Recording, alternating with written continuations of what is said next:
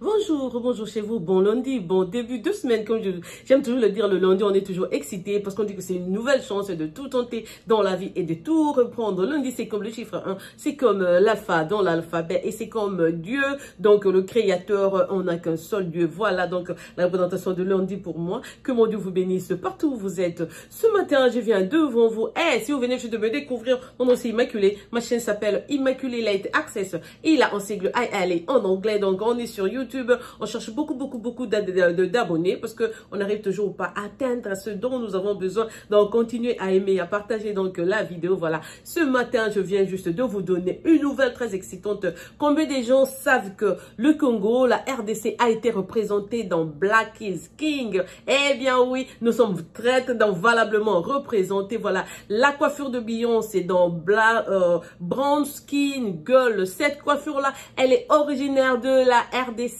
Donc, et puis, toujours dans Black is King, il y a là où Beyoncé porte un ensemble veste couleur verte comme ça, de Dolce & Gabbana. Elle a une chaînette au cou sur cette photo-là. Et le truc qu'elle a sur la tête aussi, ça vient toujours de la même culture de la RDC. Eh bien, il s'agit de la culture Mangwetu, dont Beyoncé, dans Black Skin Girl, a porté les cheveux, donc le style Mangwetu, la chaînette Mangwetu qu'elle a. Elle n'a pas acheté, j'ai appris qu'elle, parce que j'ai fait des recherches là-dessus, elle n'a pas acheté, elle a loué ça chez notre frère à la Galerie Mbunda de San Francisco, chez, ouais, à la Galerie Mbunda, c'est encore comment, c'est galerie comment? Galerie, j'ai oublié comment ça s'appelle, ça viendra avec le temps. Attendez, je vais voir si j'ai écrit ça quelque part, je vais pas oublier, je vais vous donner le nom de la galerie là qui est à San Francisco, exactement là où Beyoncé l'a eu, mais elle l'a pas acheté, elle a pris pour retourner. Je sais que j'avais écrit ça, ouais, c'est le truc, c'est même sur Instagram, le compte est là, si vous tapez Galerie Mbunda, ça sortira. C'est donc dans cette galerie là qu'on retrouve toutes les pièces de la culture Mangwetu.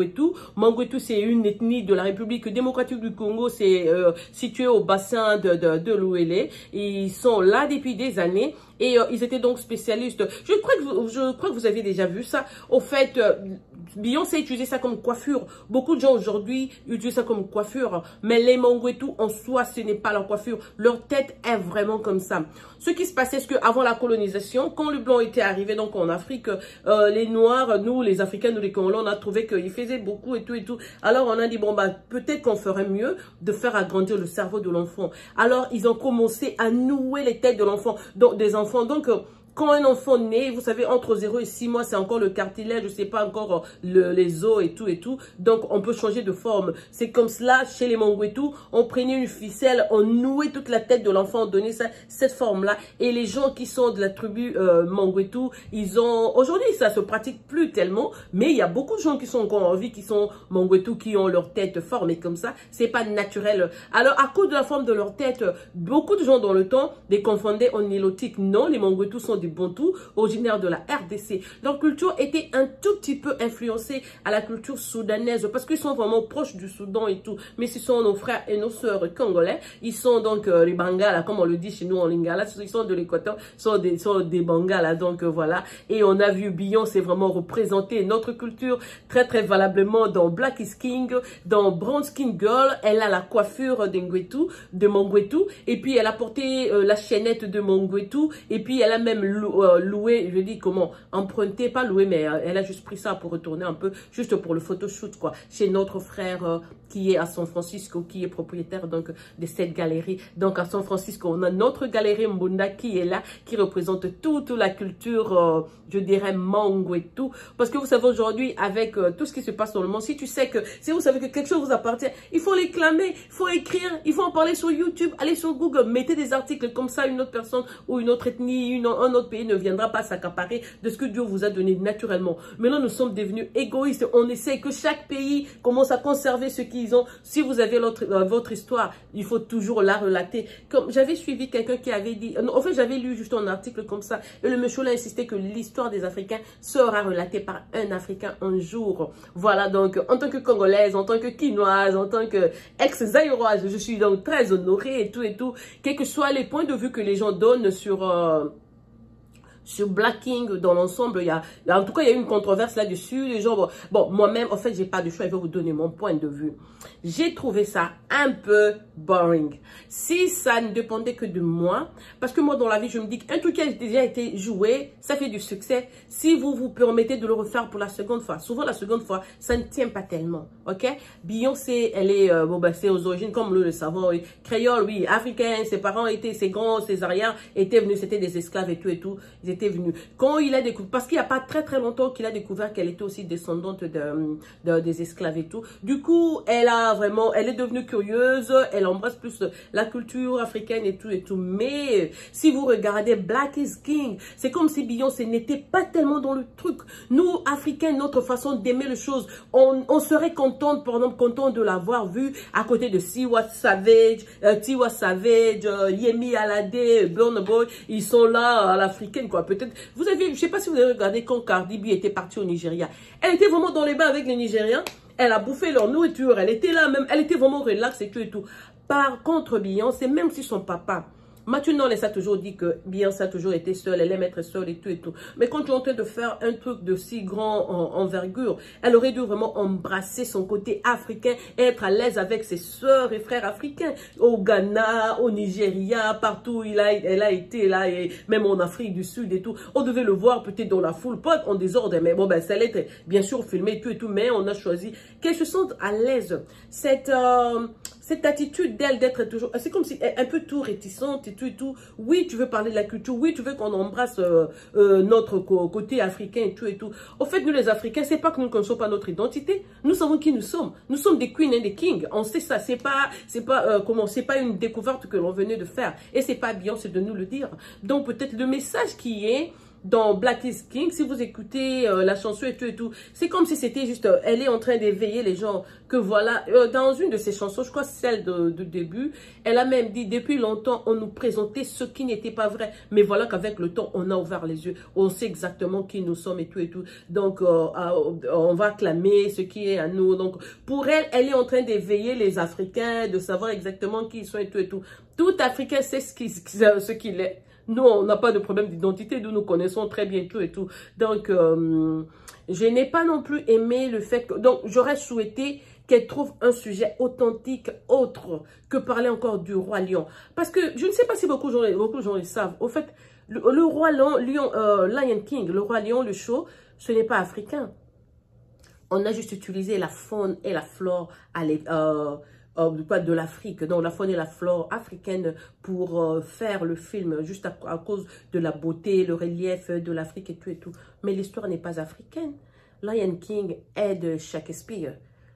Ok? Peut-être que vous ne le savez pas.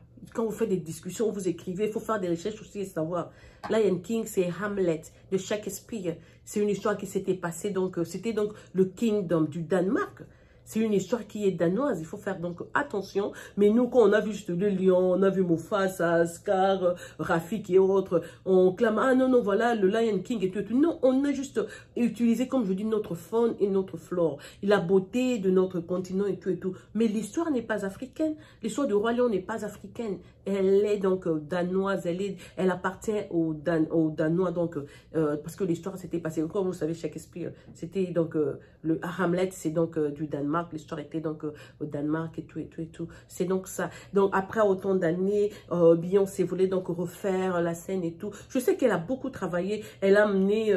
elle a fait différents pays, j'ai vu le Ghana, le Nigeria, l'Afrique du Sud, la Belgique, les États-Unis, comme elle dit, ça avait commencé même dans le backyard de chez elle. Mais vraiment, si prochainement, elle aimerait faire quelque chose ou apporter quelque chose, une lumière sur les Africains. Parce que nous, notre réalité de l'Afrique, c'est pas dans les habits, c'est pas dans la rivière qui coule, ce n'est pas le désert, c'est pas les plantes et tout, ou les enfants. Nous, on n'a pas honte de nos enfants qui se trimballent là, pieds nus, avec les habits déchiquetés et tout. Non, on les embrasse comme ce sont nos enfants. Ce n'est pas amener des chaussettes avec comme ce fut dans le temps et tout que tu y es en train d'éveiller l'Africain. Non, tu n'éveilles pas les Africains. Nous connaissons très bien notre histoire. Nous savons qui nous sommes et nous embrassons bien notre africanité. Nous nous aimons tel que nous sommes. Nous ne sommes pas un peuple perdu. Nous nous connaissons. Vraiment, j'aurais souhaité pour elle de trouver un sujet authentique. Elle pouvait parler même de la reine Oshun, lire son histoire et la recréer par exemple, ou même l'histoire de Shaka Zulu. Chez nous, on a pas mal de queens. Elle a pris les cheveux de de chez les Mangouetou. Les Mangouetou ont pas mal des reines dans chaque continent africain, dans chaque village. Il y avait fait une reine. Donc, elle peut commencer à prendre ça et nous présenter. On allait embrasser plus. Mais l'histoire de Black is King, c'est un peu comme si c'était une histoire vide. D'abord, ça ne donne pas d'émotion. Ça te donne pas envie de retourner, regarder ça autant de fois et tout et tout.